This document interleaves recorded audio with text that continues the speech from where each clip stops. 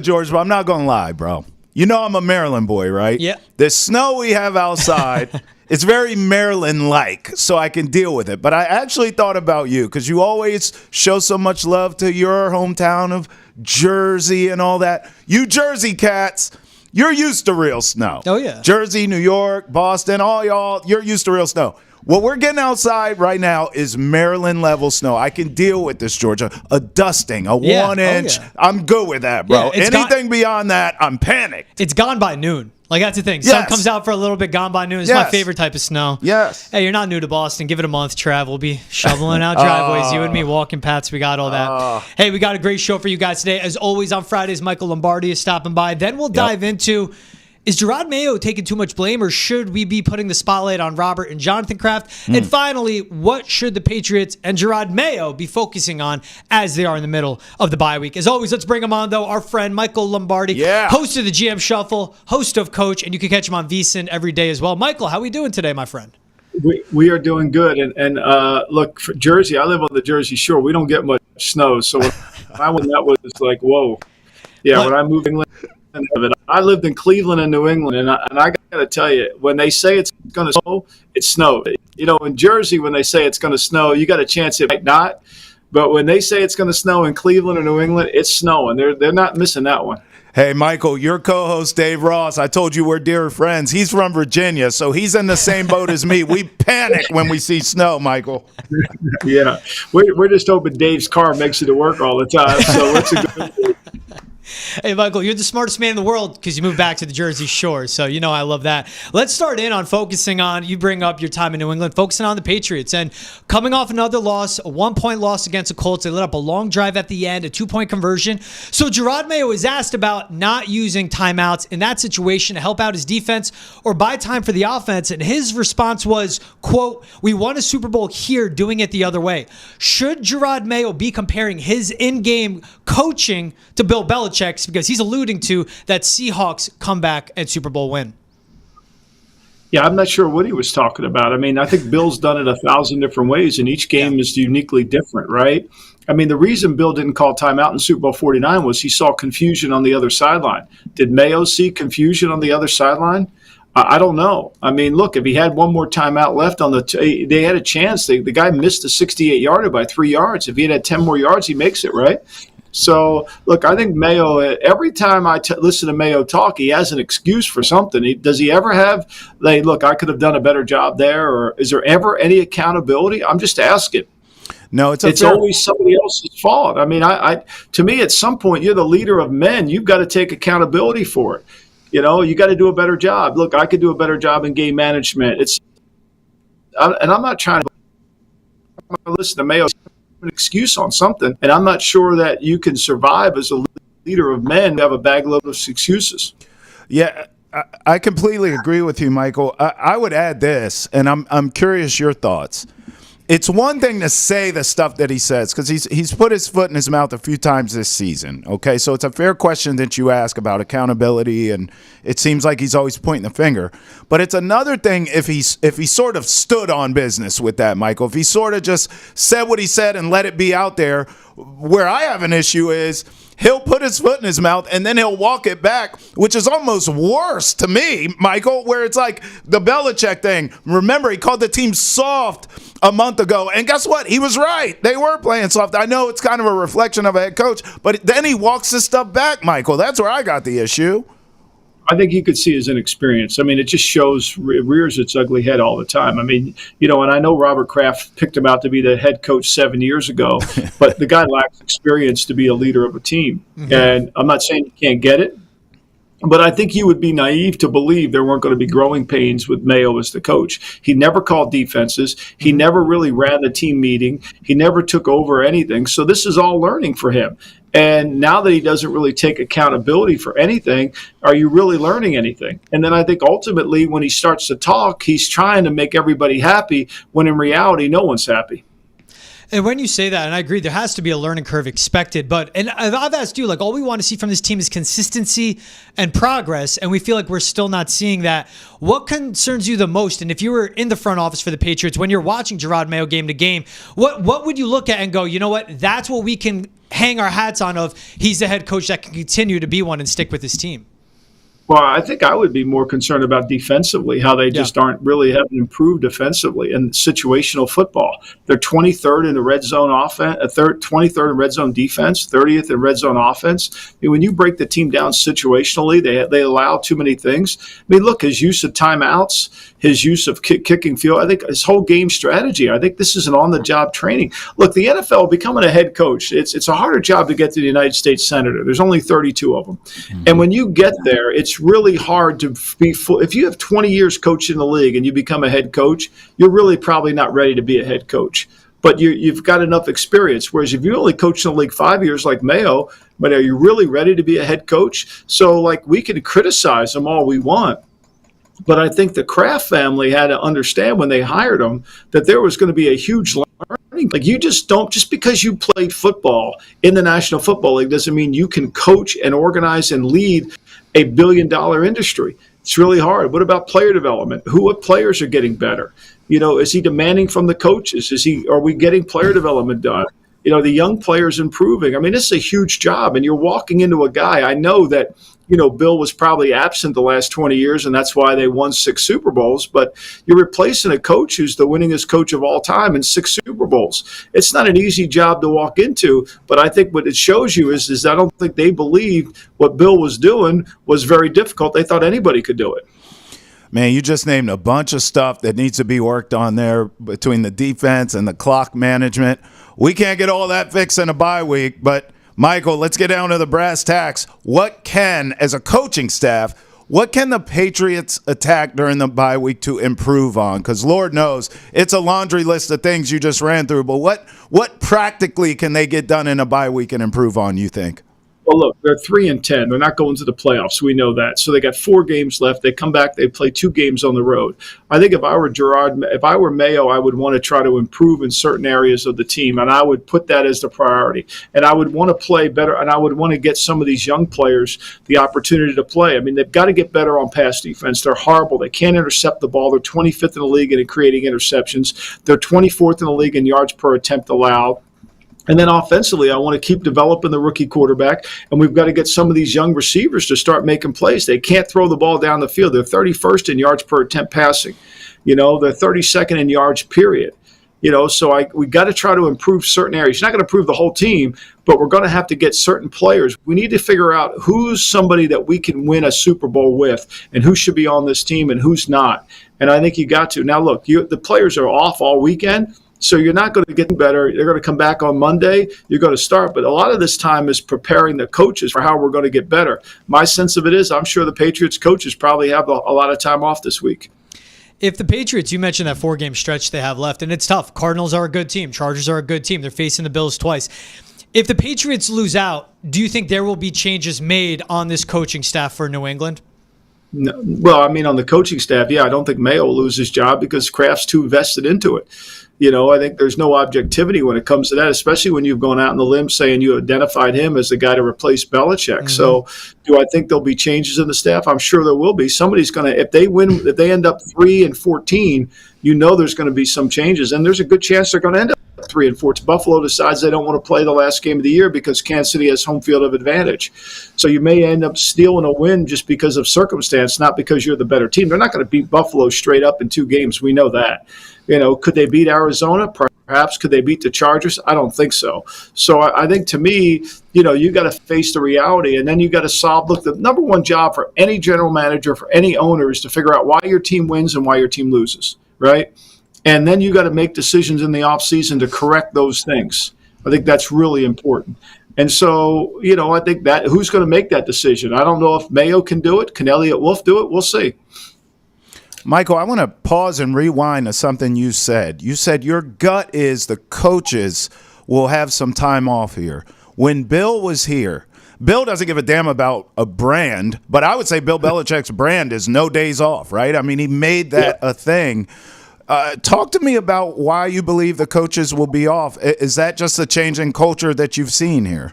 Yeah, I mean, that's exactly right. They want everybody not to, you know, because with Bill, they want to do the opposite of what Bill did. You know, when we were there, we had a bye week, we would probably work till Thursday afternoon, and then we would be back Sunday at 12.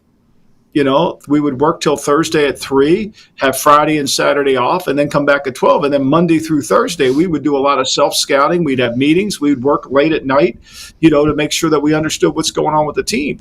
But I think, to me, that's something that went out the window when the bicycles came into the locker room. Yeah, and Jerod Mayo, he recently had an exclusive one-on-one interview with Tommy Curran, and he revealed that after every single game, he has a debrief with the Krafts, after every single one, win or loss. Is that something the Krafts did with Bill Belichick while he was the head coach of New England? I don't know that. I wasn't privy to those meetings, so I wouldn't know.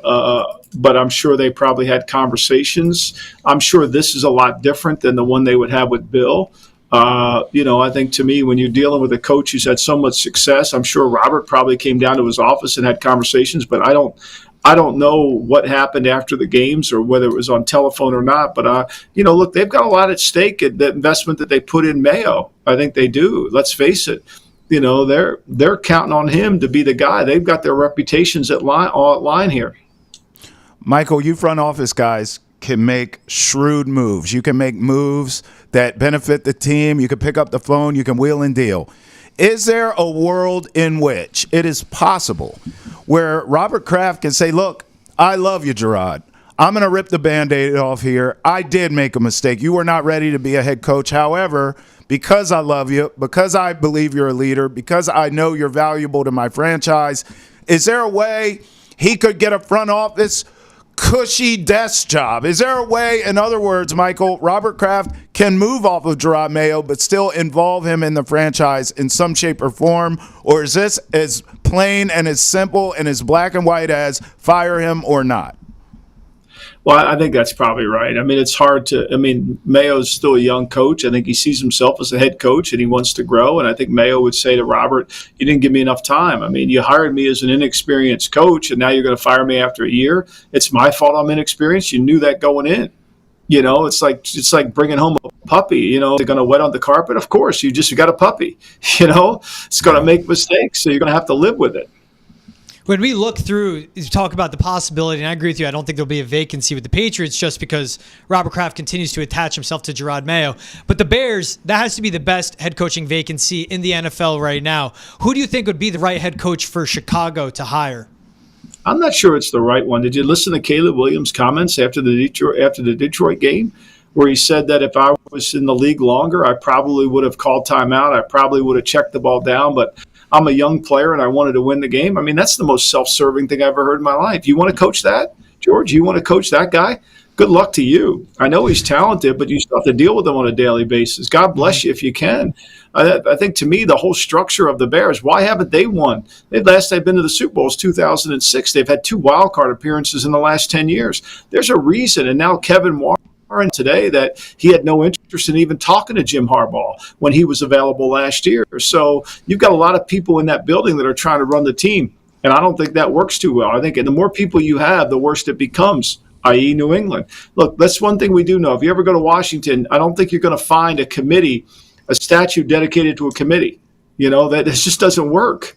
You need a supreme commander, and I think in Chicago they don't have that. It's going to be hard. Anybody takes that job, you're dealing with Ryan Poles as the general manager who built the team from the inside out, not from the outside in, not inside out. I mean, they can't block anybody. Why do you think they get the field goals blocked? Because they don't have any physicality to their offensive line.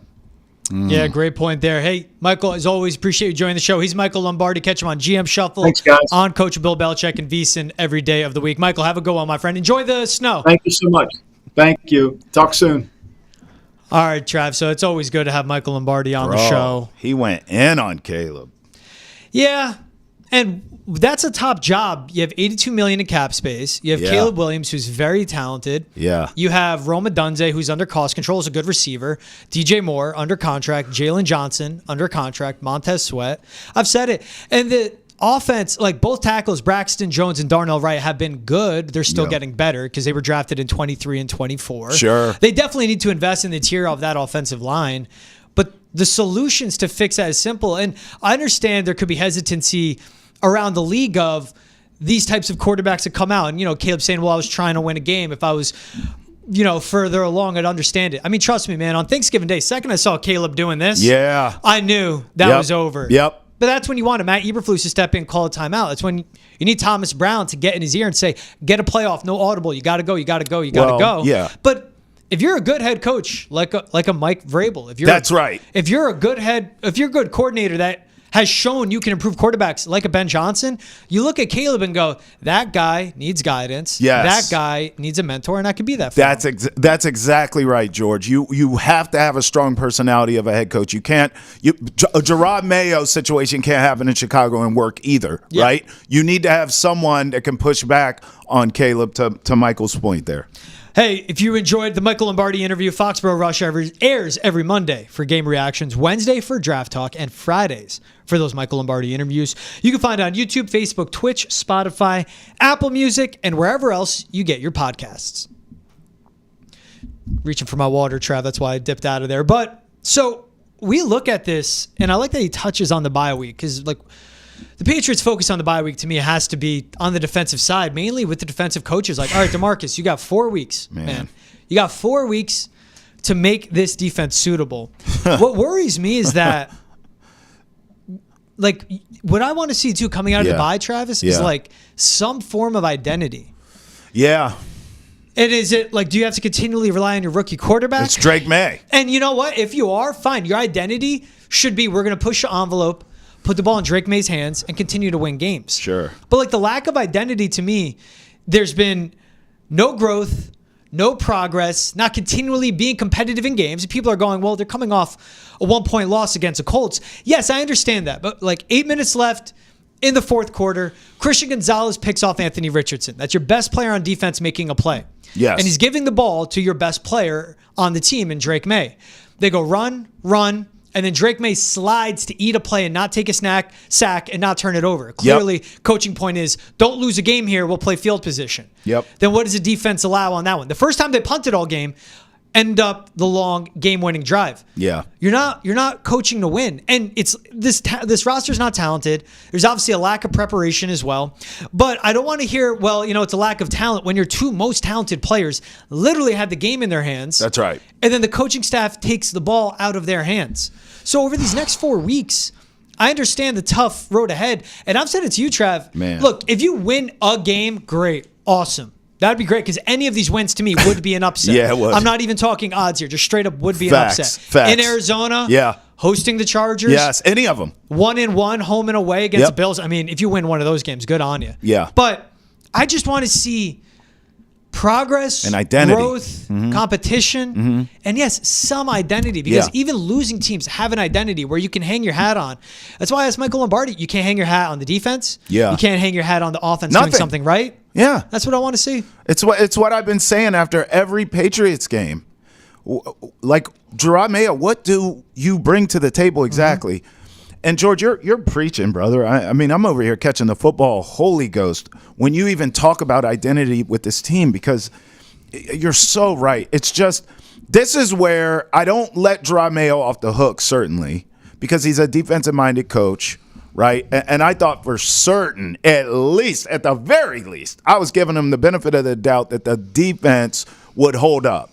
I actually thought the Jerod Mayo era, at least early on, would look a lot like the Bill Belichick, the end of the Bill Belichick era of defense solid, run the ball. I always felt like Belichick's style didn't age well at the end, and he didn't have the horses. He didn't have the talent to pull it off. But I always felt like it was just good defense, run the ball, don't turn the ball over.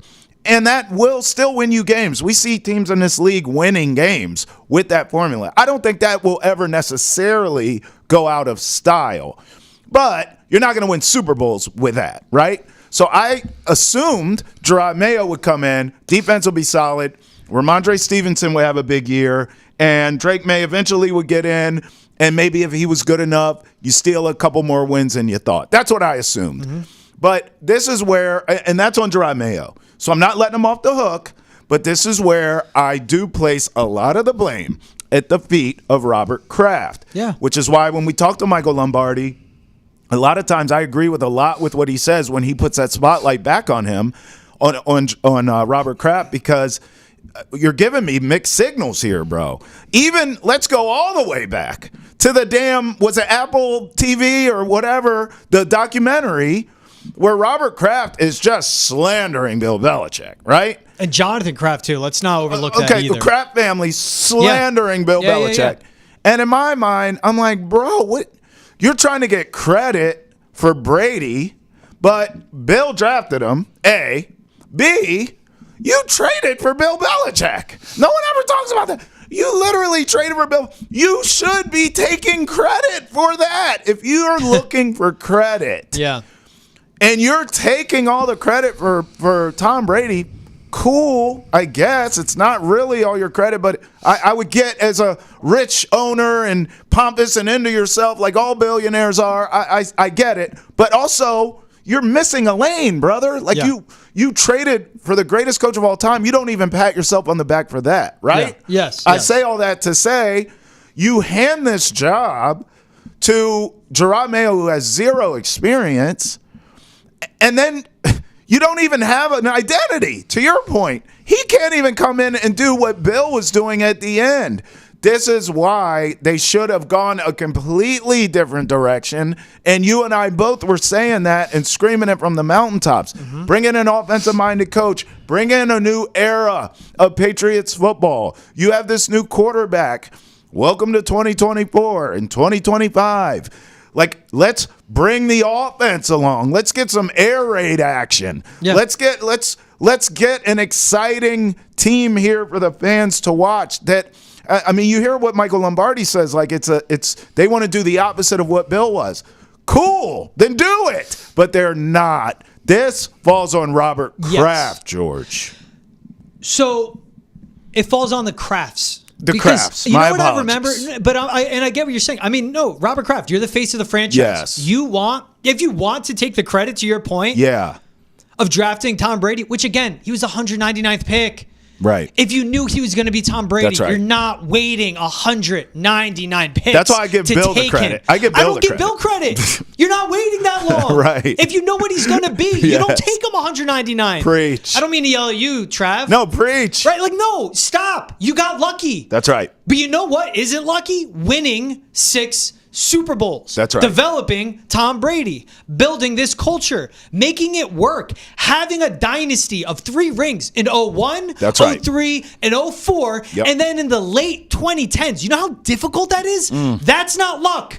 That's credit to Bill Belichick. Mm-hmm. That's credit to Tom Brady. Mm-hmm. That's credit to Robert Kraft for pushing the right buttons and making things work to build that culture. That's right.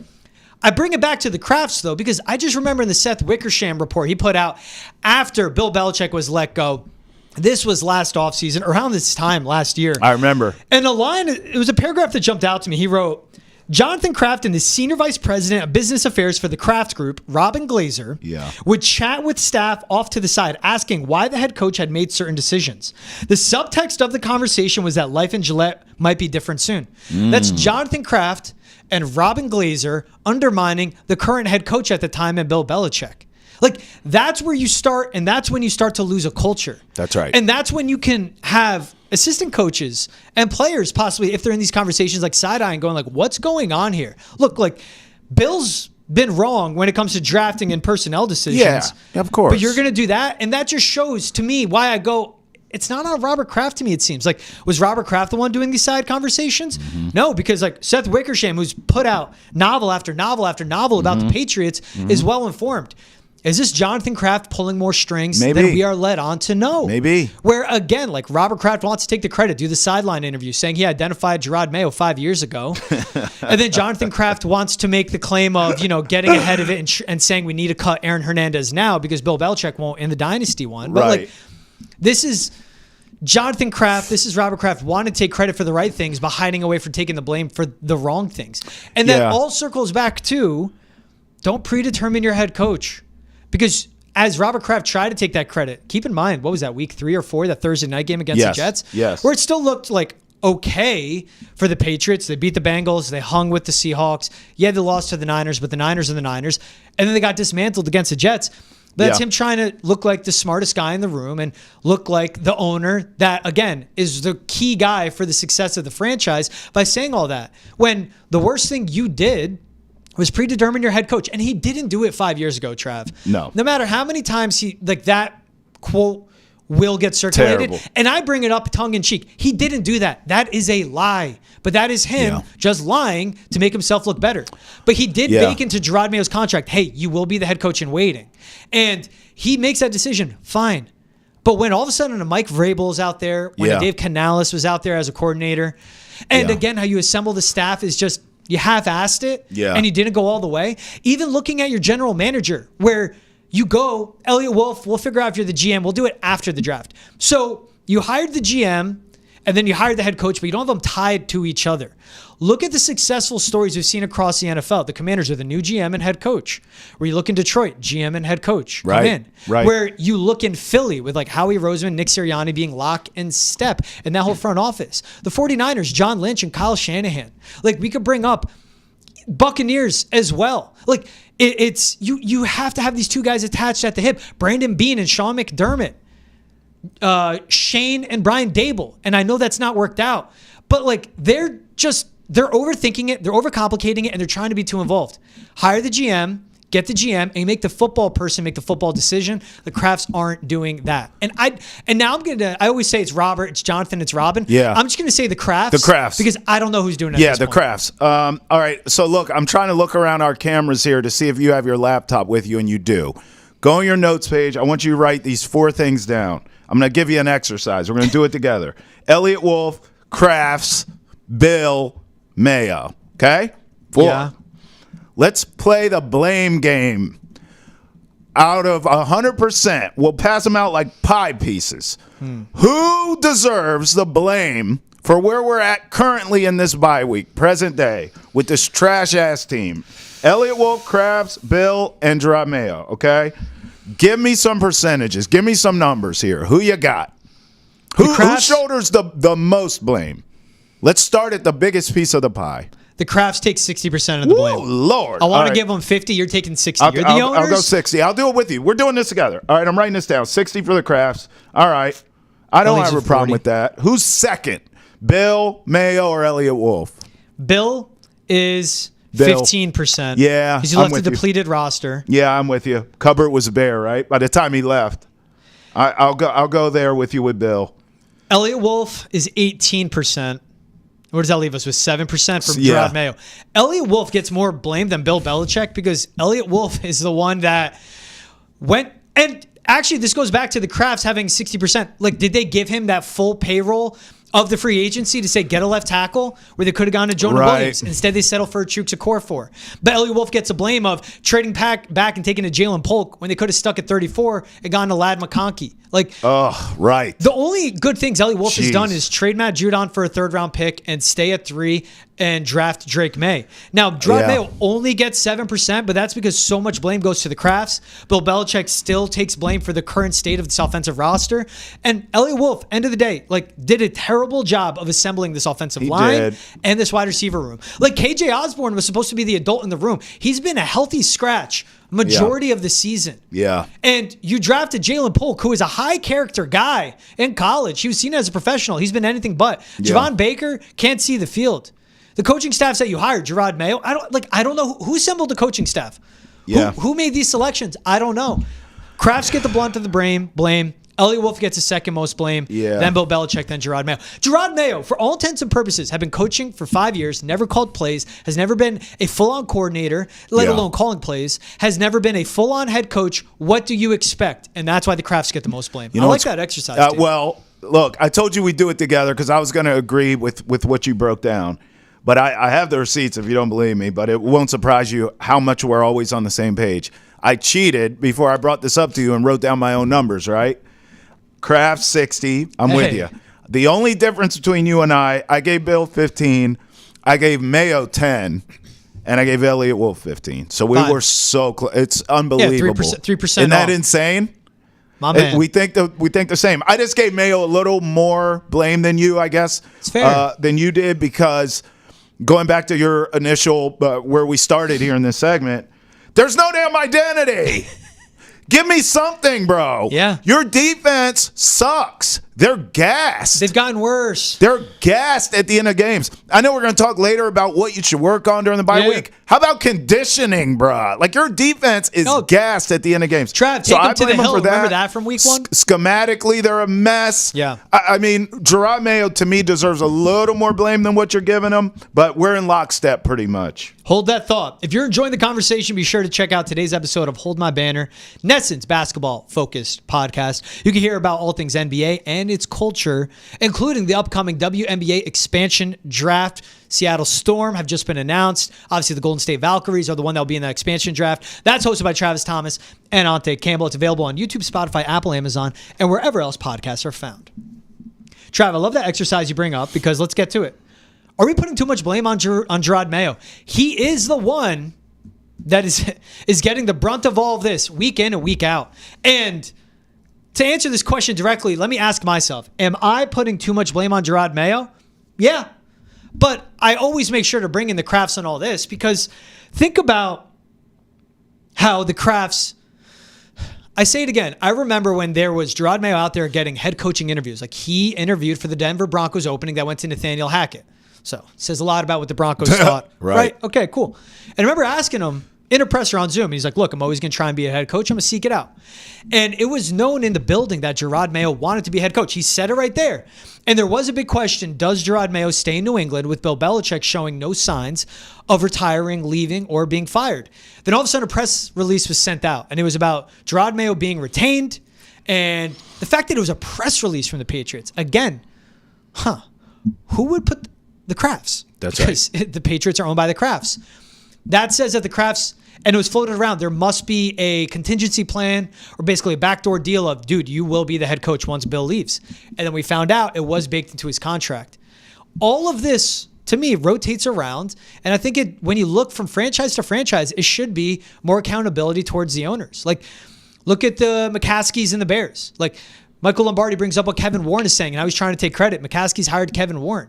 And what do the McCaskies do? Where they tell Ryan Poles to keep Eberflus, or what did Ryan Poles want to do? The McCaskies are the reason that franchise has been struggling. Woody Johnson is the reason the Jets can't get their head out of their butt. Yeah. The Maras are the reason that they were stuck with Daniel Jones, and look at where the state of that roster is now.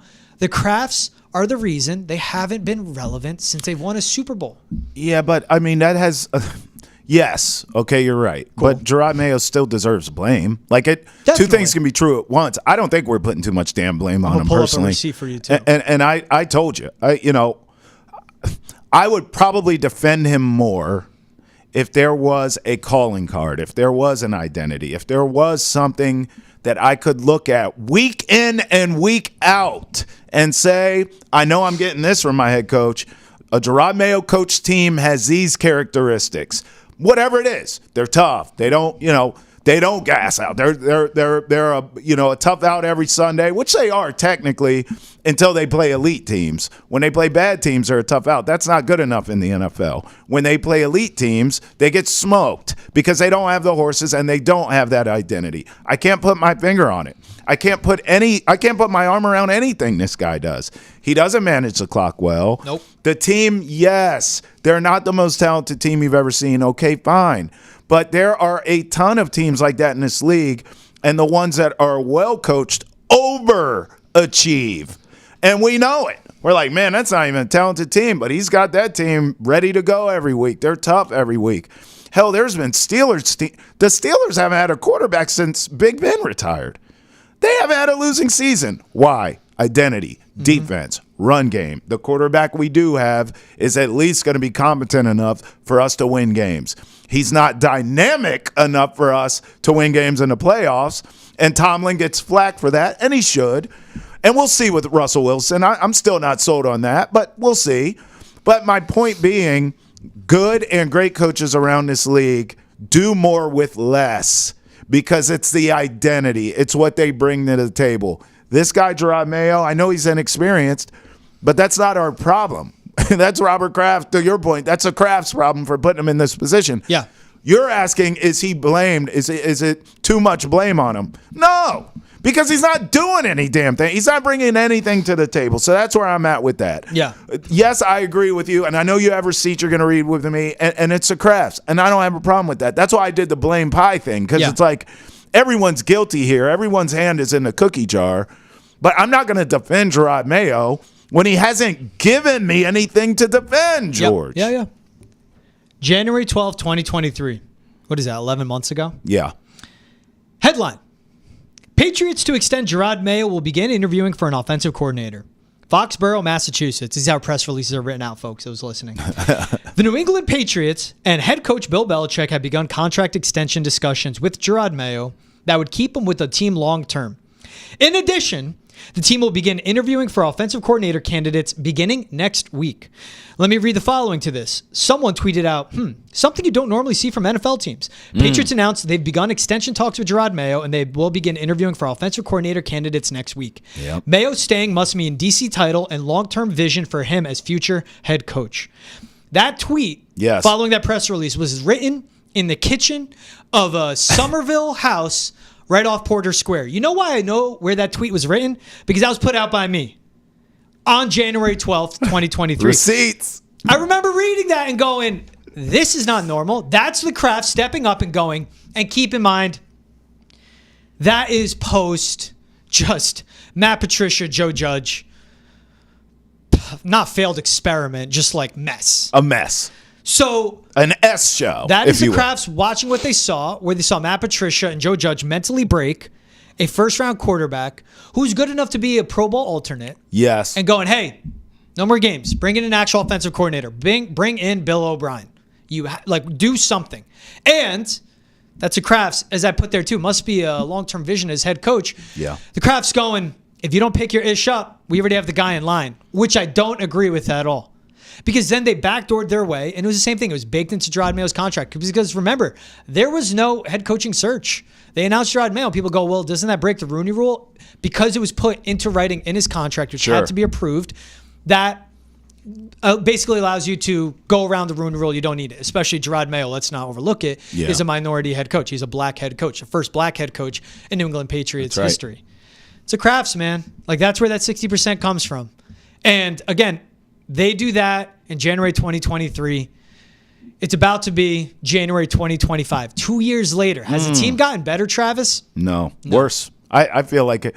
I thought it was rock bottom right at the end, obviously, with Bill. And I don't know if this is lower per se, but I still feel like we're at rock bottom. Does that make sense? Yeah. I also, just for all the sickos out there, because George gave out his address, I want you to know two things, okay? I don't live in Somerville Number anymore. one, most importantly, this is above all, number one, bro is from Jersey. So you run up on him if you want. You get punched in your face, okay? One shot, kid. Number two, he moved, all right? So relax. But yeah, I'm with you. I appreciate the receipts. It's a Krafts, no doubt about it. All I'm saying, George, is I ain't letting Jerod Mayo off the hook. That's all I'm saying. I'm fine with blaming the Krafts more. I'm fine with blaming Bill for making the cupboard bare, because Lord knows it was by the time he left. Yeah. I'm really fine with blaming Elliott Wolf for all the things you said, because I agree. And I, as you know, feel as though he should be jettisoned out of here right with Jerod Mayo, who I am not letting off the hook at all, because he also deserves blame. They're all a mess. They all have their hands in this, and they're all the reason why we are still at rock bottom. Still. We brought up that one-on-one interview Jerod Mayo had with Tom E. Kern. Tom E. Kern's, I think he's been covering the team since forever, right? I think early 90s. He's great. Whenever I'm down in Gillette, talk to him. He's just awesome. And he's one of those guys, he's an institution in Patriots coverage. I haven't met him yet. Everyone who knows him loves him. Awesome guy. I love his writing. But in the interview, something else that Jerod Mayo said to him, when Tom asked Jerod, do you talk with the Krafts? Do you have that open dialogue? Oh. Jerod said, quote, we speak all the time, even outside of football. They have other businesses. All this stuff is about relationships. Coaching is about relationships. Business is about relationships. If I have a question on managing processes or leading people, they've been very open and honest with me. Yeah. It's going to make me a better coach moving forward. Relationships. That's what the Krafts made this hire based off. They had a good relationship with Jerod Mayo. They liked him. And again, they did that because they wanted to take credit in some weird way of, that's a guy we handpicked, we identified 5 years ago, so he claims. It wasn't 5 years ago. Yeah. So he claims, But again, about relationships, he does allude to when Jerod was with him on a trip, I think out to Israel, and spending that time with him. He goes, "This is a leader. This is a man. Yeah. This is someone. He's going to be the next head coach of the Patriots." Mm-hmm. They want to take that credit. It's about more than relationships. Mm-hmm. To your point, Travis, you could be good with relationships. You could be good as a public speaker. Yeah. But when it comes down to the X's and O's, literally being a head football coach, are you good at that? Right. Jerod Mayo has not been that yet. I'm going to tell you something. I just watched this actually last night, so this is perfect for our conversation. What, 310 right to now. Yuma? No, great movie though. I checked out the first episode of the new Hard Knocks where they're doing the entire division, the AFC North. Yeah, oh yeah.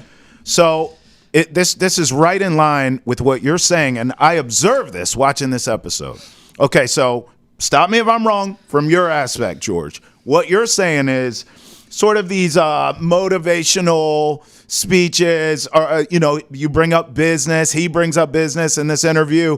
It's stuff you could almost hear in a corporate boardroom. Yeah, watching this new Hard Knocks with all these coaches now. It's not just one team, George. You can see the difference when Tomlin, when Harbaugh talks to the Steelers and the Ravens. Yeah. Then when Stefanski, who you and I like, but Stefanski and Taylor, who I think you like as well, I like him, when they talk to the Bengals and the Browns. What I mean is Stefanski and Taylor, very motivational. Come on, guys, rah, rah. I know our record stinks. We can do it, right? When Tomlin and Harbaugh talk to their team, no matter the record, they don't even bring up records. And granted, they're winning. Yeah. But what I notice, they teach, George. George, they are great teachers. Yeah. You get that motivational stuff, right? But it's within a teaching realm. They are teaching playbooks. They are going through details with a fine-tooth comb. They are teaching scenarios. Belichick was great at this, of if we get to the fourth quarter and this is a scenario, this is what we'll do. Yeah. And here's a backup plan. And then if that goes wrong, preparation. Here's a backup plan to the backup plan. Genius. Not just preparation. The other coaches, Stefanski prepares, Taylor prepares, Mayo prepares, but there are levels to this. Yeah. It's the teaching aspect that jumped out to me. This is just my observation. I don't believe Jerod Mayo, and how can he be? Because he doesn't have the experience. This is where I won't blame him. Yeah. But he's not a teacher. With a young team, particularly a young, not the most talented team you ever seen in the Patriots, you would have been more beneficial. Not saying Bill Belichick wasn't a great teacher, but you should have pivoted to another teacher, another voice. Yeah. Right? Yeah. They didn't do that. And so what you're getting in this interview, even, you see it. It's this motivational jargon. And when you're losing, that doesn't work. I don't need you standing in front of me saying, we can run through a wall, guys. Come on. Where's the pride? That ain't working, dog. I'm on my phone booking Cancun trips for when this abysmal season is over. Yeah. While you're trying to motivate me. That's how that works. Mike Tomlin, 18 years. Yeah, John bro. Harbaugh, 17 years as a head coach. Teachers. Each. Tomlin's been with, I might have flipped it by accident, but they basically both been with their teams 2007, 2008. But they teach is the key. Yeah, and Jerod Mayo's in year one. So, that's right. But he's been around football in the NFL since 2010. You would think he should be able to teach it, but he's just at the bare minimum, and we don't know. We're not in those some rooms, guys in those don't conversations. have it. Some guys don't have that, George. And you know what Kevin Stefanski does with What? the motivation? You know who's on his staff? Who? Mike Vrabel. Yeah. If you lack that experience, well, build it out throughout your staff. Yeah. First-time offensive coordinator, play caller. First-time DC and first-time defensive coordinator, play caller. That's right. And your associate head coach, Ben McAdoo, who's a failure. Yeah. Ooh. Put a pin in it. The Giants are mirroring the Patriots are mirroring the Giants, and Ben McAdoo and Jerod Mayo are on the same path. Put a pin in that. We'll save it for the next episode. If you're enjoying this, be sure to check out Nesson Daily's sports podcast. Boston has entered the chat. You can enter the conversation by tweeting at us using the hashtag NessonChat or email thechat@nesson.com. Boston has entered the chat is available on YouTube, Spotify, Apple, and Amazon, and wherever else podcasts are found. So we spoke about who's taking the blame, and we've alluded to the bye week. So Patriots, dude, honestly, finally they get to this bye. You want to know, again, owners doing too much? We need this bye, you and I. The Patriots, I think they were offered the bye coming off of the London game, and they said, nah, we're good. Yeah. So the NFL was like, all right, you're going to get it late in the year. I could be wrong, but they were offered like a solid bye week. Robert Kraft. Dude, I could use this bye week, brother. I can't wait. We're just going to watch football. We need it. Just going to watch football. What should Jerod Mayo be focusing on the most during the bye? I'm going to sound like a fuddy-duddy here. An old man. Yeah. Conditioning. I'm not even kidding. I don't want to go all high school coach on you and say run gassers and run the bleachers. But, George, I am sick and tired of being sick and tired of this damn defense doing the same bleepity bleeping bleep every week. They should have more wins. I mean, this team, down the stretch, the most critical moment of a bleeping football game, runs out of gas every time. It's death, taxes, and the Patriots being in a game late, but then the opposition goes on a late drive, bunch of plays, 10, 12, 15 play drive, eats up all the time of possession, eats up all the clock, and then beats you Heartbreak City. Every time. Boom, boom, boom. Yeah. And I can't, I'm just like, what's happening here? You are a defensive head coach. Mm-hmm. You can't figure this out? You played at a high level. I never seen Jerod Mayo gas out. My man had an engine. He had a tank.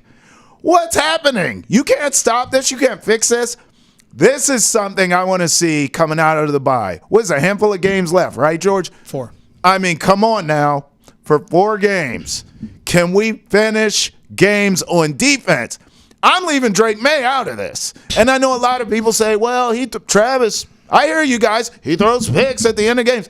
I'll live with that. He's a rookie. He has an excuse, and I'll use it. He's a rookie. He's trying to make a play, and the playmakers around him are trash, okay? I'll live with an interception or 2 at the end of a game from this kid. We can work on that in the offseason.